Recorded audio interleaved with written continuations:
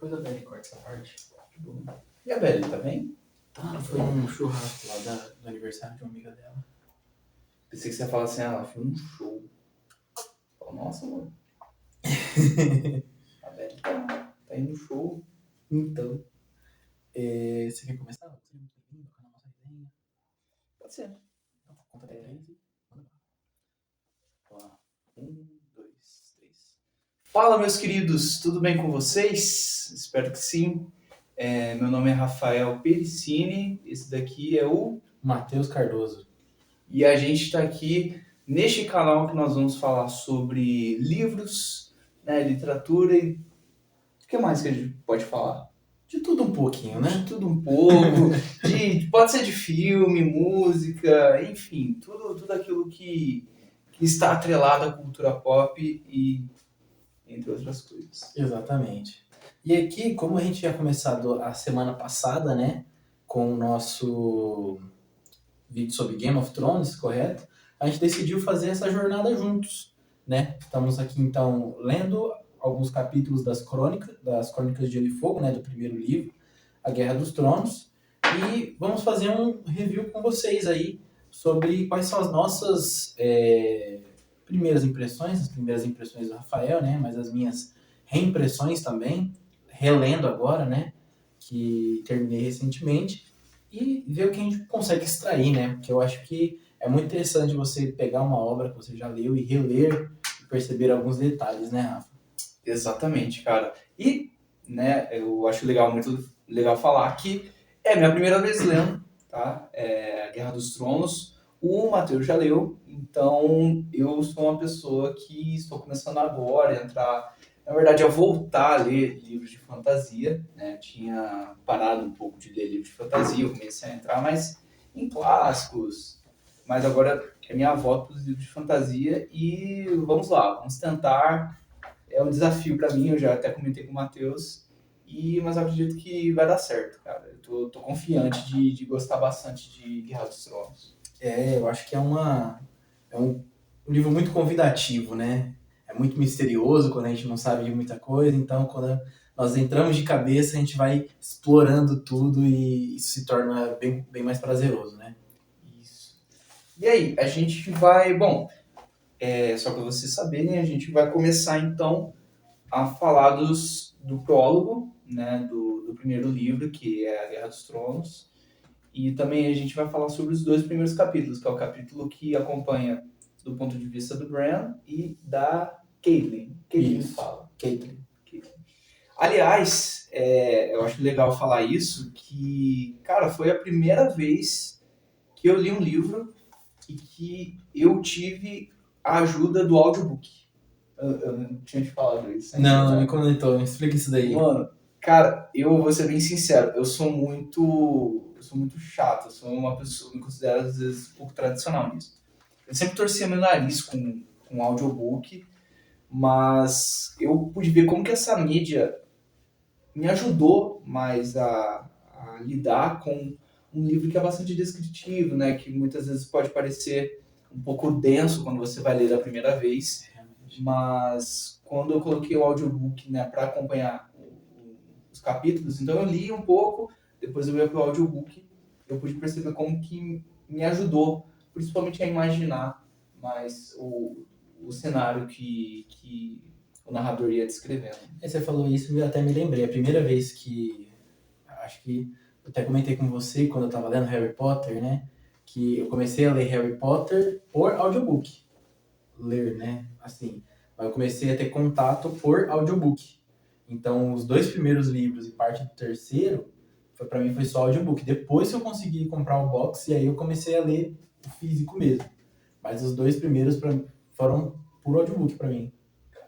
Cara, eu não lembrava disso. Acho que eu tinha comentado para você na época que eu tava lendo mesmo. Acho que foi 2023. Nossa, faz tempo aí. Faz mesmo.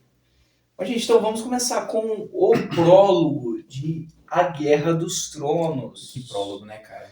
Que prólogo? Eu vou falar uma coisa aqui. Eu sempre ouvi falar, né, de Guerra dos Tronos. Eu já comentei com você sobre a série. O que eu ouvia...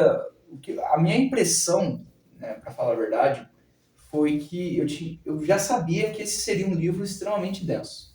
Eu sabia que esse seria um livro extremamente denso. E eu vou ser bem sincero, cara, eu não esperava que o prólogo iria me chamar tanta atenção e iria já, logo de cara, me dar aquela vontade de continuar lendo, de não parar. E o prólogo, ele já pega você, leitor, e já fala assim, cara, é isso, sabe? Esse é o nosso mundo e agora só senta, né? Parece que o Martin está falando assim, agora senta no carro, deixa que o pai dirige e acompanha essa jornada. Foi isso que eu senti. Muito bom. Eu acho que o prólogo ele dita muito do ritmo, né, que a história vai ter. Então, desde o início, né, a gente já tem um contato com algumas coisas que vão ser presentes no resto da história. Então, por exemplo, eles falam que eles estão fazendo uma patrulha ao norte da muralha, que é uma coisa que a gente vai entender depois. Eles falam que são da patrulha da noite, que é uma coisa que também a gente vai entender melhor no decorrer dos livros. Mas acho que o que mais dá o clima para todo esse prólogo, né, ser um prólogo tão memorável, até no próprio seriado do Game of Thrones ele foi adaptado, né, de certa forma, é a presença do que eles chamam de outros. Sim.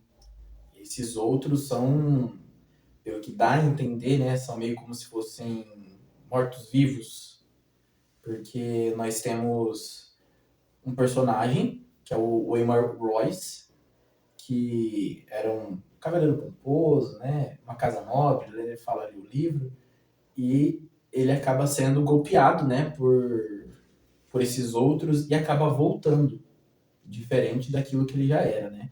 Como que foi a tua impressão lendo essa cena? Cara, eu gostei muito, tá? E pelo que eu entendi, né, a gente vai avançar conforme a leitura, mas eu tenho a impressão de que esses personagens não vão aparecer novamente.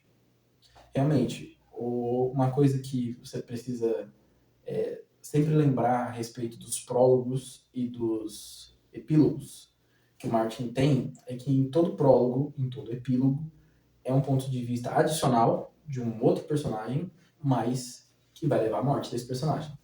Nenhum dos personagens que tem um ponto de vista dentro do prólogo ou do epílogo volta a aparecer nas crônicas. Cara, nossa, isso faz lembrar muito aquelas aberturas de filmes, né? Por exemplo, eu consigo lembrar agora da abertura de Stranger Things, logo na primeira cena. Para quem assistiu, lembra?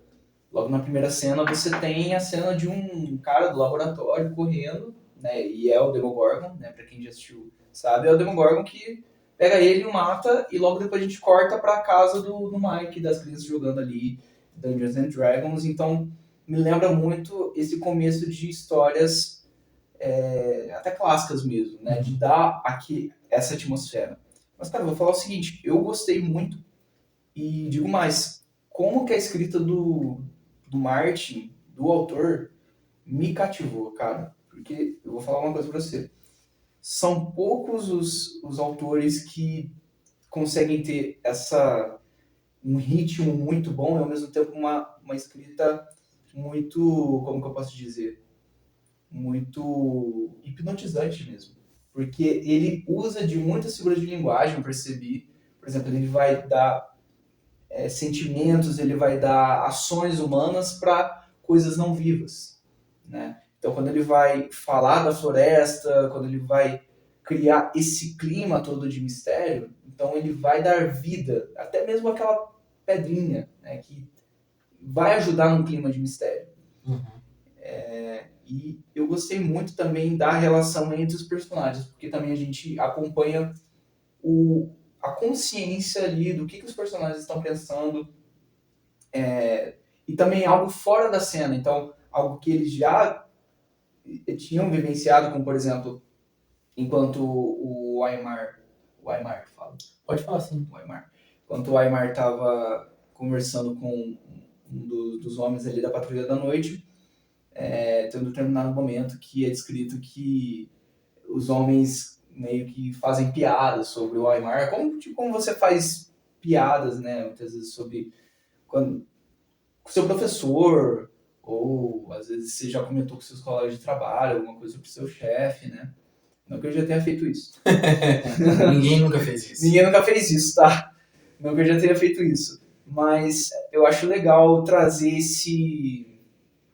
essas coisas mais sobre esses personagens, mesmo que a gente não venha ver mais eles, né, ao longo da narrativa. É que dá essa noção pra gente, né, quando a gente tem mais informações deles, que eles são verossímeis. Sim. Porque, assim, por mais que a gente não veja mais esses personagens, a gente crê que eles existem, que eles eram reais, tinham motivações e que estavam fazendo alguma coisa importante ali. Então, sabendo que, por exemplo, eles tinham um momento de descontração, que eles comiam juntos, que eles riam juntos, dá a sensação, assim, de clareza, né? De que eram amigos, eram pessoas, eram seres humanos, né? Sim. Então, acho que essa verossimilhança é uma coisa muito legal que o George consegue trazer para personagens que, assim, a gente pode acabar não vendo mais. Sim. E, cara, uma outra coisa também que eu percebi é o fato de os outros, como você citou, né, que eles vão aparecer, e isso se reflete no capítulo posterior, né, no capítulo do Bran. Parece que os outros, eles não são vistos há muito tempo. Então parece que aconteceu alguma coisa, aconteceu algo para que essas criaturas voltassem, né, para, não sei, talvez buscar alguma coisa, não sei o que eu poderia. Sim, é bem misterioso isso, as motivações dessas criaturas, né? Por que que elas desapareceram por tanto tempo e por que repentinamente elas voltaram? É um mistério que ainda pega muita gente, porque a série nos trouxe uma visão para isso, os livros nos trazem indícios de outras coisas, mas por enquanto isso realmente é um grande mistério. O que são essas criaturas, o que essas criaturas desejam, ou se elas não desejam, se elas apenas agem, é tudo muito enigmático, assim, por assim dizer.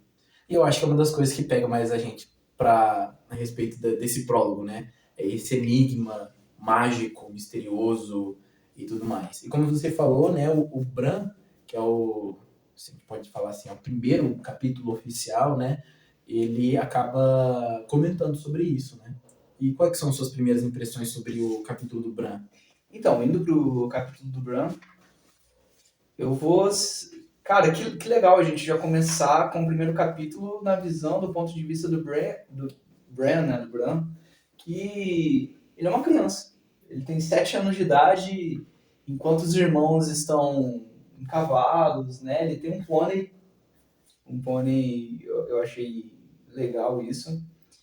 E, cara, mais uma vez, quando eu pensei que iria ser uma outra coisa desconectada com o prólogo, mas não.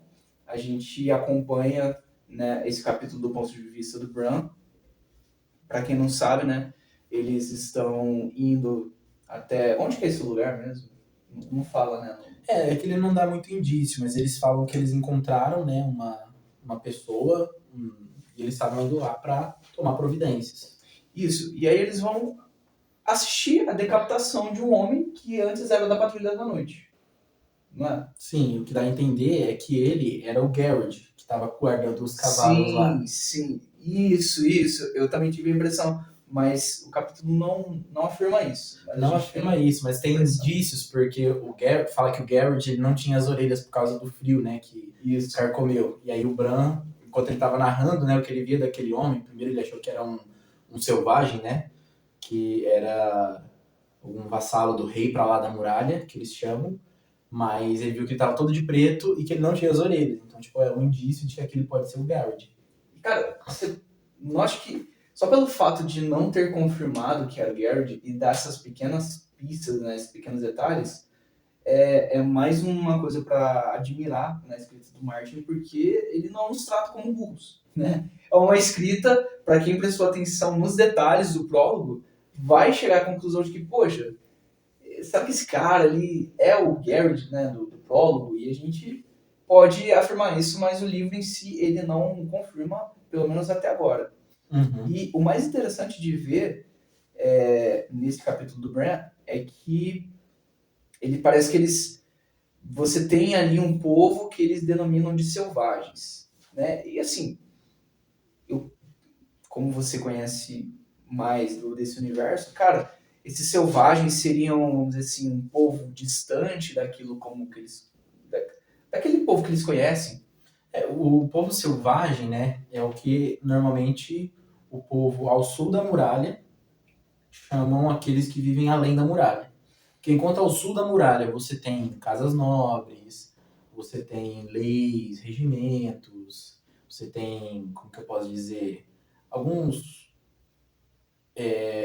acordos sociais, os, por assim dizer, selvagens, eles não têm dessas coisas. Então, eles têm tribos, né, bem espalhadas, mas eles não têm, por exemplo, um regimento, por exemplo, da casa Stark. Eles não Entendi. são como organizados dessa forma. Eles não têm, por exemplo, uma questão de prestígio. Ah, eu vou casar a minha filha com aquele senhor daquela casa, porque eles podem fazer uma aliança comigo, caso aconteça alguma coisa. Não. Tipo, o povo livre é um povo em que a mulher pode escolher com quem ela vai se casar, em que um homem, para demonstrar sua aptidão física no desejo por uma mulher, ele rapta ela da casa dos pais. Então, tipo, é uma coisa bem da nossa perspectiva sem lei, mas para eles é como se fosse a lei deles. Se a gente fosse fazer um paradigma, né? Os selvagens são selvagens para o pessoal do sul. Sim. Mas eles se veem como povo livre. Sim. E isso é uma coisa que vai ser desenvolvida mais para frente. E a gente pode pegar uma conexão com o nosso mundo mesmo, quando a gente lembra das aulas de história, dos bárbaros, né? Os povos estranhos para determinadas civilizações. Eu achei isso bem legal. E como o Bran é uma criança, né? Aqui no primeiro capítulo a gente já vai entender que ele tem uma pessoa, que é a velha ama, que conta a história desses selvagens, de que eles se casam com os outros, né, se eu não me engano. Perdão, não de que eles se... as suas mulheres se casam com os outros e gerava crianças medonhas, ou seja, parece uma lenda. Né? Lendas urbanas. As lendas urbanas. Até em Westeros tem lendas urbanas. Cara, será que tem um Gu lá também? Então, né? Então, essa questão da velha ama, essas histórias que ela conta, são realmente aquelas histórias de pessoas antigas, que não... Sabe, o meu bisavô, ele conta essa história até hoje, que ele viu, não que alguém contou pra ele, ele fala que viu o lobisomem. Ninguém tira isso da cabeça dele. Que ele tinha uma fazenda, e realmente ele tinha uma fazenda, só que ele viu o lobisomem. Mas lobisomem, tipo, um homem com pelos ou... Um homem... falou que era um homem pelado, cheio de pelo no corpo, no meio do matagal dele. Então, tipo assim, são aquelas histórias de gente antiga que a gente fala assim, será? Será que não será? Mas, como você falou, a gente tá vendo da perspectiva do Bran, ele é uma criança, então, tipo assim, ele fica totalmente, uau, né, essas histórias. Como qualquer criança ficaria. Exatamente. Cara, que legal, sabe? Eu gostei de ter o ponto de vista do Bran, que tem, né, 7 anos. Mas saindo um pouco dessa questão de ser criança, dessas coisas normais de criança, cara, ele vai assistir a decapitação, né, de um homem ali, e é muito legal que enquanto quem vai, né, decapitar esse homem, que provavelmente é o Garrett, é o seu pai, o Ned Stark. Uhum. Que na série é interpretado pelo Sean Bean, nosso querido... Como é que ele chama no Senhor dos Anéis, gente? Boromir. O nosso querido Boromir. Exatamente. E é muito legal ver que os seus irmãos estão junto deles, e não são todos que estão lá, né? A gente vai ter o Jon Snow, e também o Robb. E é muito legal porque o Jon tem um determinado momento, né, que o Ned vai pegar a espada para decapitar, e o Jon fala, olha, fica olhando, porque senão o nosso pai vai saber que você não olhou. E, cara, não sei, você levaria seu filho de 7 anos para... Mas claro que a gente está falando de uma outra cultura, mas eu achei muito, muito interessante isso. Uhum. E de primeiro eu pensei, cara, o pai do Bran, Ned, deve ser um homem detestável, deve ser um homem horrível. de fazer um homem, de fazê-lo, né, assistir a uma decapitação dessa forma.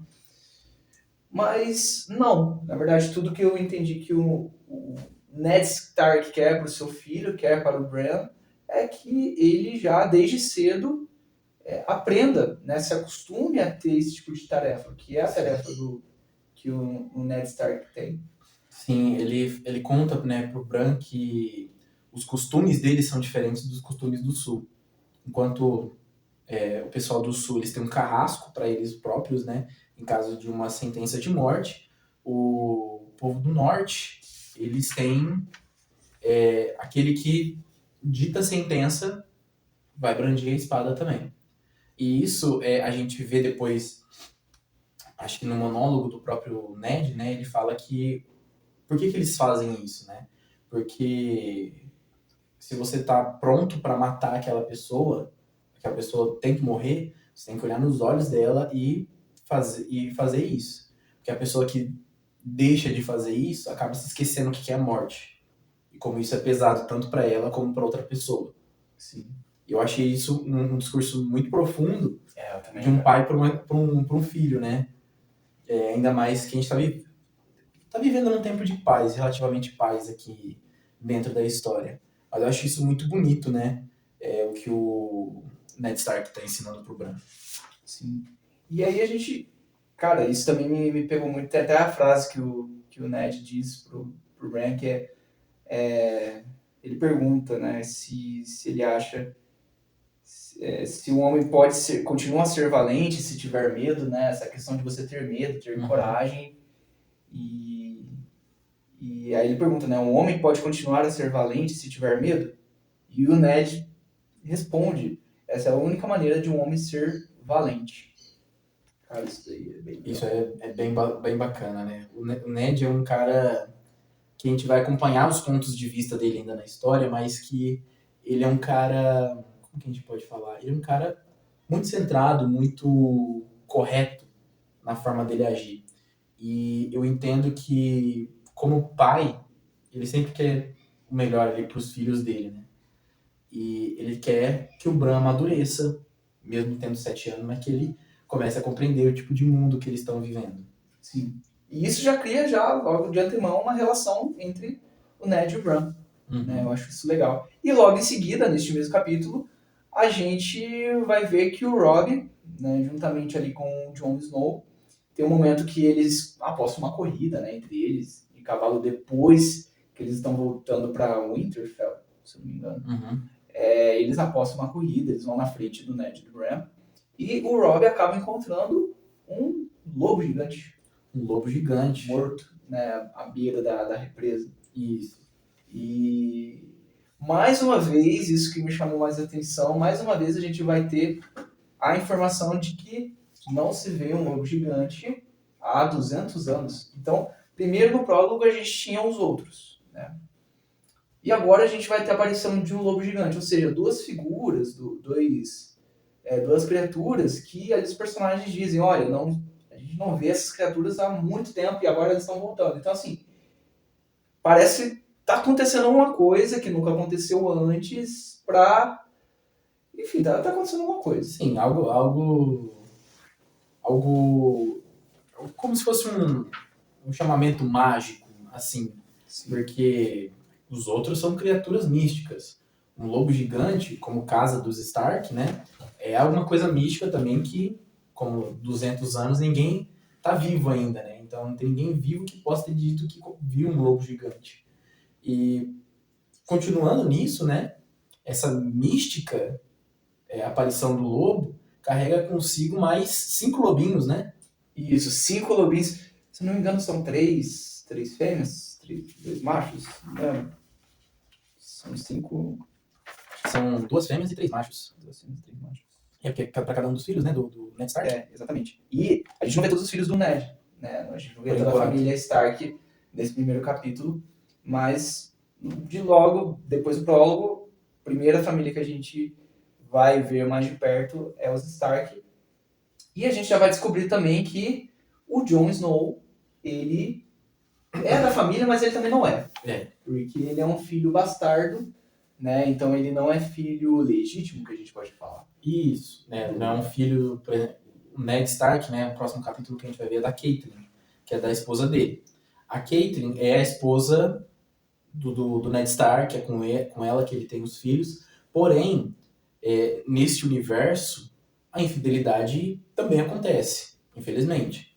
E o que acontece com essas crianças, que são frutos da infidelidade, eles têm vários destinos possíveis. Eles podem servir como cavaleiros errantes, podem servir dentro da corte, como o próprio Jon Snow, mas as pessoas têm um quê de preconceito com bastardos? Sim. Deu pra ver que até o Jon, ele se coloca bem abaixo do que os outros filhos, né? No momento que ele vai falar sobre os lobinhos, né, pequenos, porque eles têm dó, né? Eles não querem que esses lobos, pequenos lobos morram. Então, ele vai falar, vai chegar no Ned e ele até fala, né? Ele fala, se eu não me engano, olha, o senhor tem 5 filhos e temos 5 filhotes de lobos. E aí, se eu não me engano, eu não lembro qual personagem que vai falar, mas falando assim, mas Jon, você não está contando. E o Jon Snow fala, não estou contando mesmo, porque eu não sou Um Stark. um Stark. Eu achei isso muito interessante.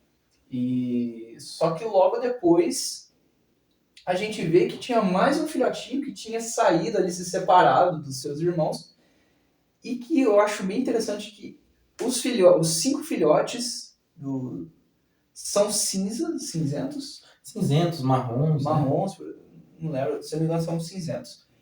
E esse filhote que o Jon Snow acha, ele é branco. Totalmente branco. Snow, Neve. Ó, 100% ó, de QI. o Martin sabe que a gente, cara, ele sabe que a gente é inteligente, né? Eu gosto disso quando o escritor ele trata o público dele De forma inteligente. de forma inteligente. Então dá a entender que não é por acaso que eles acharam esses. Exatamente. E uma última coisa que eu quero pontuar, né, do que o Bran falou e que vai ser importante para o restante da história é sobre o Mance Rider, que é o rei para lá da muralha. Eu sei que nesse momento Mance Rider são muitos nomes, muitas coisas para a gente assimilar, mas é um nome que é bom a gente lembrar dele e do Theon Greyjoy. Esses dois nomes serão importantes para o nosso futuro. Mas a gente avançar um pouco para o próximo capítulo, existe uma continuidade, né, nos capítulos, não são capítulos de flashback, né, então eles sempre estão avançando. E a gente tem um ponto de vista da Catelyn, certo? Certo. Você pode falar mais um pouco desse capítulo? Porque parece que ele é um capítulo mais contemplativo, Sim. diferente dos outros dois. Sim. Primeiro, né, a gente tem um avanço no tempo quando aquela comitiva que foi para execução volta para o Winterfell e o Ned Stark, ele vai para um lugar reservado dentro do castelo, que é um lugar muito grande, de 3 a informação é de que são 3 acres. Esses 3 acres são mais ou menos o tamanho do campo do Maracanã. Cara. E eles têm isso dentro do castelo. E eles têm isso dentro do castelo. Isso é muito, muito grande. E o Ned Stark vai lá para limpar, né, a espada dele, quando a gente vê tudo isso a partir da perspectiva da Catelyn, que é a esposa dele. A esposa, com ela, ele teve, né, os 5 filhos. Como que é o nome dos... Peraí, como que é o nome dos 5 filhos mesmo?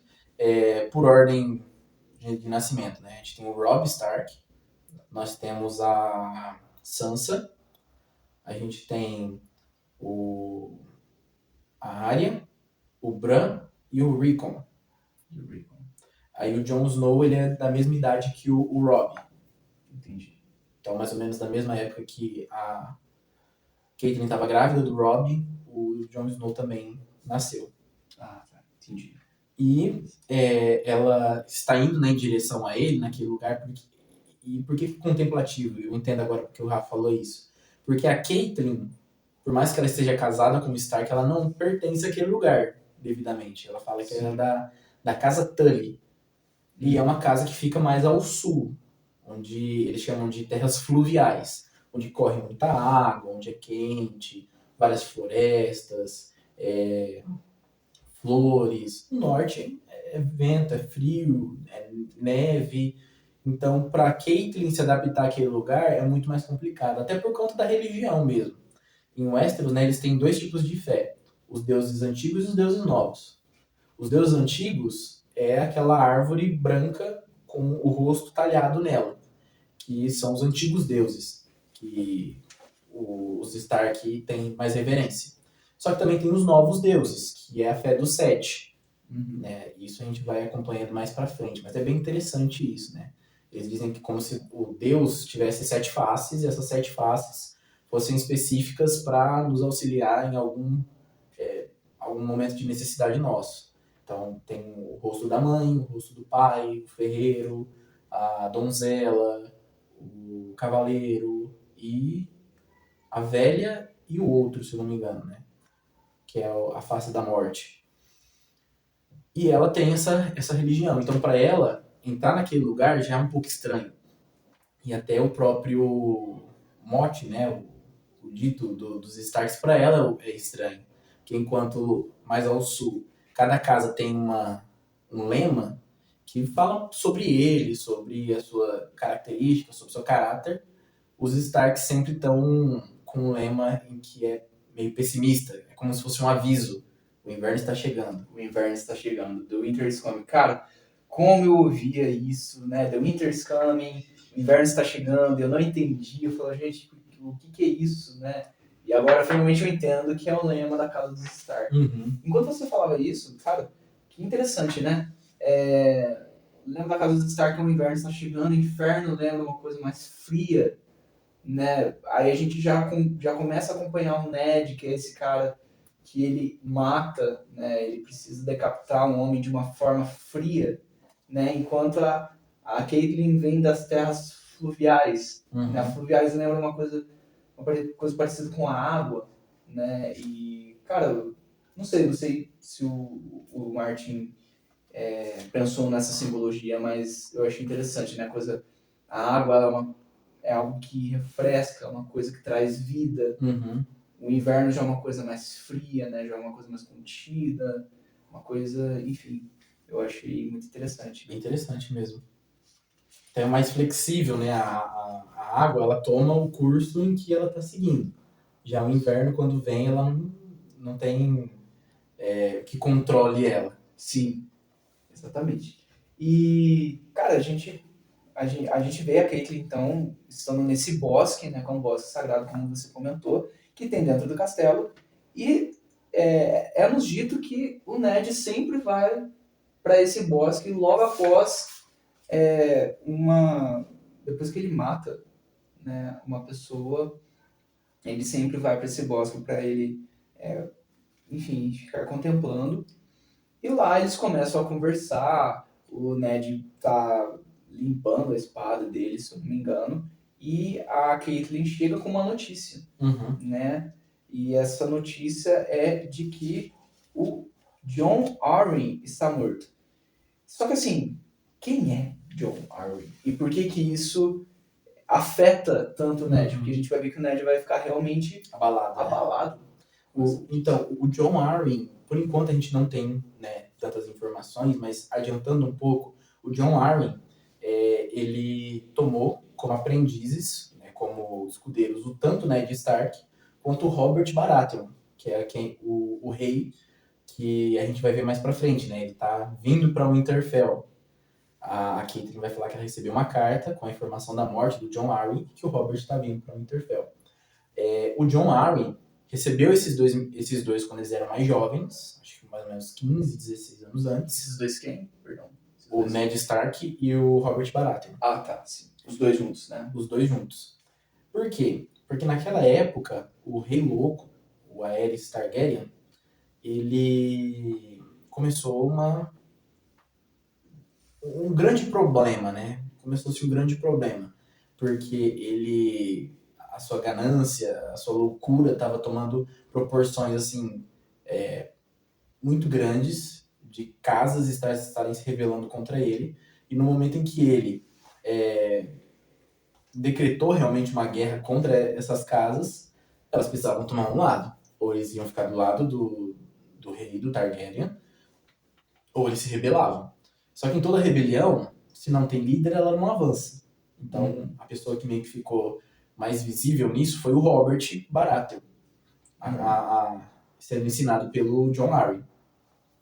E o Jon Arryn foi o conselheiro do rei, que no livro ele vai chamar de mão do rei, que é a pessoa que vai instruir, dar algumas orientações, vai reinar quando o rei está fora. Então é de muito prestígio isso, né? Ser a mão do rei. E a morte dele foi uma coisa que pegou muito pro Jon, porque eles não ficaram pouco tempos juntos, né? Acho que foram ali, pelo menos, 5, 6 anos juntos, nessa campanha contra o rei louco. E acho que já fazem 15 anos que o Robert não tinha mais dado nem notícia. E aí, subitamente, ele tá vindo pro norte, após, né, a morte desse mentor deles. E a gente também tem uma outra informação, que o Jon Arryn é casado com a irmã da Catelyn. Tá. Então eles têm mais esse vínculo.